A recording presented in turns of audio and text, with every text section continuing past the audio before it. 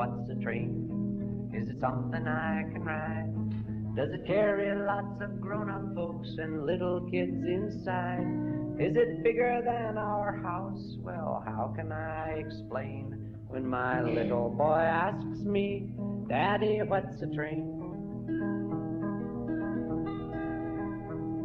When I was just a boy, living by the track, us kids would gather up the coal in a big old gunny sack. We heard the warning sound as the train pulled into view. The engineer would smile and wave as she went rolling through. She blew so loud and clear we used to cover up our ears, and we counted cars just as high as we could go. I can almost hear the steam and the big old driver scream with a sound my little boy will never know. Daddy, what's a train? Is it something I can ride? Does it carry lots of grown-up folks and little kids inside? Is it bigger than our house? Well, how can I explain when my little boy asks me, Daddy, what's a train? I guess the times have changed. Kids are different now. Some of them don't even seem to know that milk comes from a cow. My little boy can tell you the names of all the rock and roll stars. I remember when we'd memorize the names on railroad cars. The Wabash and the TP, and the Lackawanna and the IC, the Nickel Plate, and the good old Santa Fe. They're just names out of the past, and I guess they're fading fast. Every time I hear my little boy say, Daddy, what's a train? Is it something I can ride? Does it carry lots of grown-up folks and little kids inside? Is it bigger than our house? Well, how can I explain when my little boy asks me, Daddy, what's a train? We climbed into our car and drove down into town, right up to the depot house, but no one was around. We searched the yards together for something I could show, but I knew there hadn't been a train for a dozen years or so. All the things I did when I was just a kid, how far away those old memories appear. I guess it's plain to see that they still mean a lot to me, because my ambition was to be an engineer. Daddy, what's a train? Is it something I can ride? Does it carry lots of grown-up folks and little kids like me inside? Is it bigger than our house? Well, how can I explain when my little boy asks me, Daddy, what's a train?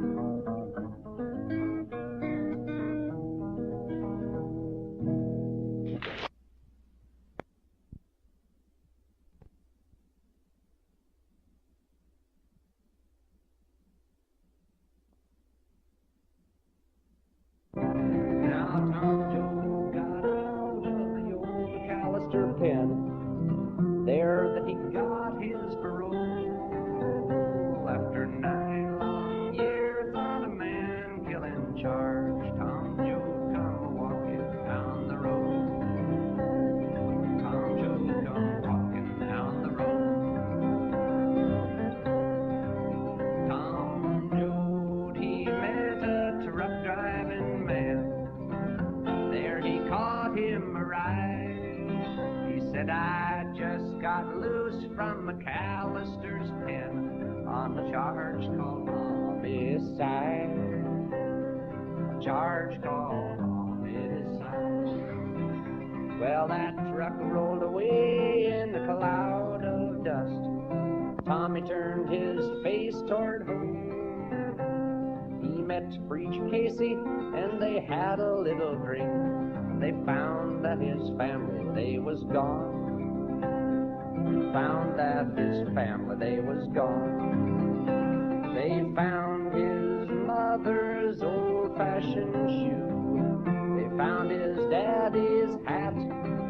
They found their little friend, old Muley, and old Muley said, they They've been tractored out by the cats, Tom.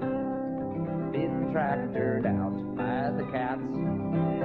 So Tom Joad went down to the neighbor's farm. There he found his family. They took Preacher Casey and they loaded up the truck. And his mother said, "We've got to get away, Tom." His mother said, "We've got to get away."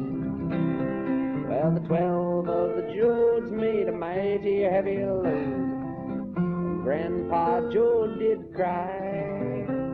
He picked up a little piece of land in his hand. Said, "I'm staying with the farm till I die. Staying with the farm till I die." They fed him short ribs and coffee and soothing syrup. But Grandpa Joad did die. They buried Grandpa Joad by the side of the road. Grandma on the California side moving west. Grandma on the California side. They stood on a mountain and they looked to the west. It looked like the promised land. There was a bright green valley with a river running through. There was work there for every hand, they thought. Work there for every hand. So the Joads rolled down to the jungle camp. There they cooked up a stew.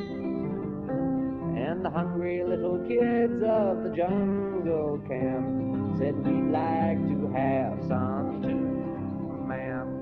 We'd like to have some too." A deputy sheriff fired loose at a man, but he shot a woman in the back. And before he could take his aim once again, Preacher Casey dropped him in his tracks. Preacher Casey dropped him in his tracks. Well, they handcuffed Casey and they took him away to jail. But then he got away. He met Tom Joad by the old river bridge, and these few words he did say. These were the words he did say. "You know, I've preached for the Lord a mighty long time. I've preached about the rich and the poor. Us working folks have got to all get together, 'cause we ain't got a chance anymore, Tom. We ain't got a chance anymore." Well, the deputies come and Tom and Casey run to that bridge where the water run down. And the vigilantes, they hit Casey with a club. They laid Preacher Casey on the ground. Laid Preacher Casey on the ground. Tom Joad picked up that deputy's club. He hit him over the head. Tom Joad took flight in the dark and stormy night. A deputy and a preacher lying dead. Two men. A deputy and a preacher lying dead. Tom run back home to where his mother was asleep. He got her up out of bed. He kissed goodbye to the mother that he loved. He said what Preacher Casey said. These were the words that he said. Now everybody might read just one big soul. It looks that way to me. So everywhere you look, in the day or in the night, that's where I'm gonna be, Mom. That's where I'm gonna be. Wherever little children are hungry and cry, wherever people ain't free, wherever men are fighting for their rights, that's where I'm gonna be, Ma. That's where I'm gonna be.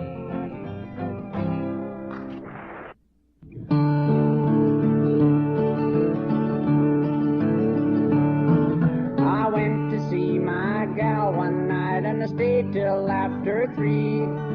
The reason why I stayed so late, that gal just tickled me. She was so doggone bashful, only 16 years of age. She had the tables all dressed up, had breeches on the legs.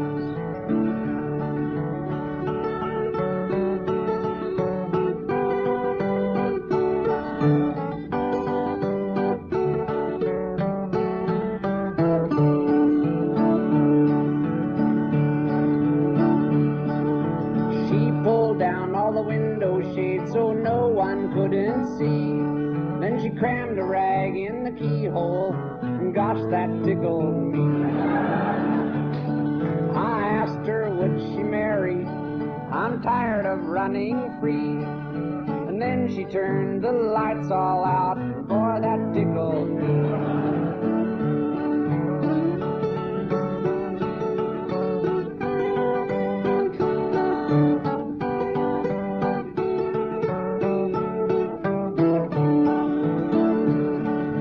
Fumbled all around to find her. The room was dark as night. Then I got my arms around her, made everything all right. I hugged her and I kissed her, and then the lights went on. I had her mammy in my arms, and my old gal was gone.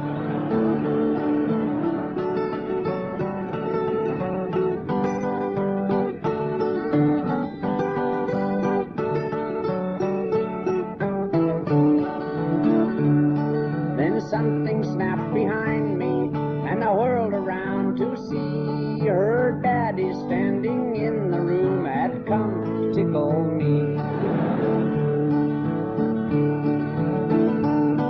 I jumped right through the window and landing in the sand, expecting every moment to be shot by her old man. I've never seen that gal again, and I'm still running free. She's 1,400 miles away, boy, that tickles me.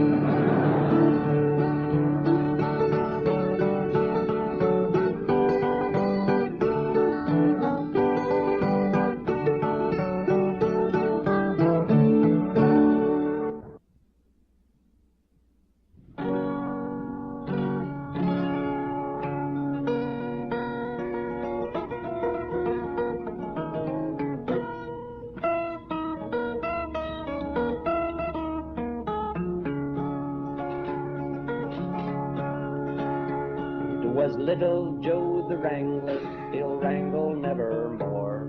His days with the cabby, they are done. Just a year ago last summer, he rode up to the herd, just a little Texas stray and all alone. It was long late in the evening when he rode up to the herd, on a little brown pony he called Chop. His broken shoes and his overalls, a tougher looking kid, well, I never in my life had seen before. His saddle was a southern cack built many years ago, and an OK spur from one foot idly hung. The bedroll in a cotton sack was loosely tied behind, and the canteen from his saddle horn was hung. His ma, his home, he left his home in Texas. His ma had married twice. His old man beat him every day or two. So he saddled up his chaw one night and he rode on out this way. Thought he'd try and paddle now his old canoe. Now he was looking for a job, but he didn't quite know how, and he didn't know straight up about no cow. But the boss kind of liked the kid, and he cuts him out to mount, 'cause he sort of liked that little stray somehow. Taught him how to herd the horses, and to know them all by name, to get them in by daylight if he could, and to load the old chuck wagon, and to always hitch the team, and to help our good old cookie Russell Wood. was camped down by Red River. The weather, she was fine. We was sitting on the south side in the bend. And a north wind commenced to blowing, and we all doubles up our guard, 'cause we knew it took all hands to hold them cattle then. Now little Joe the Wrangler was called out with the rest. Hardly had that kid got to that herd, when them devils they stampeded like a hailstorm along that flew, and all of us was riding for the lead. Between a streak of lightning we could see that horse ahead. It was little Joe the Wrangler in the lead. He was riding old Blue Rocket with his slicker for a blind, trying to stop them lead cows in their speed. We got them kind of a millin' and sort of a quieted down. The extra guard back to the camp did go, but one of them was missing. We all saw at a glance was our little lost horse herder, Wrangler Joe. Next morning, just at sunup, we found where Rocket fell, down in a washout 40 feet below. Beneath his horse, smashed to a pulp, his spurs had rung the knell for our little lost horse herder, Wrangler Joe. It was little Joe the Wrangler, he'll wrangle nevermore. His days with the cattle, they are done. 'Twas a year ago last summer, he rode up to the herd, just a little Texas stray and all alone.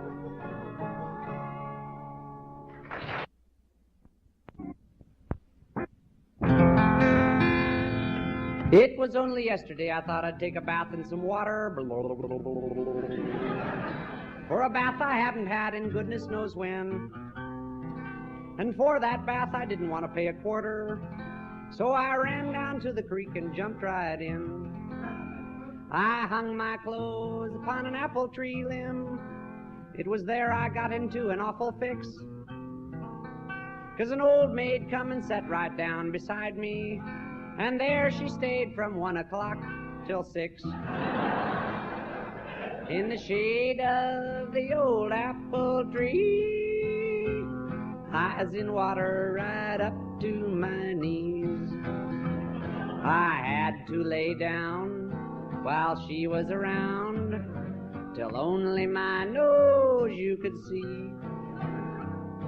Mosquitoes was biting my nose, and the crawdads was nibbling my toes.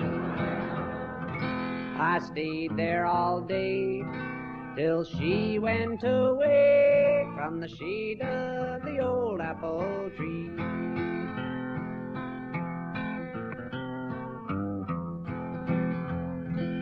Here comes the pitiful part, boys and girls. It was only yesterday that Jane and I got hitched. You can bet your life I was a happy groom. But there was only one thing that touched my heart with sadness. That was parts of her were scattered all over the room. Her glass eye and false teeth was on the mantel, and on the bed she hung her lock of hair. And there was one thing that touched my heart with sadness. She flung her wooden leg upon the chair, and it was a limb from that old apple tree. I was in water right up to my knees. I had to lay down while she was around, till only my nose you could see. Mosquitoes was a-biting my nose, and the crawdads was nibbling my toes. I stayed there all day till she went away from the shade of the old apple tree. Yes, I carved out my name, and there it was plain on her limb from the old...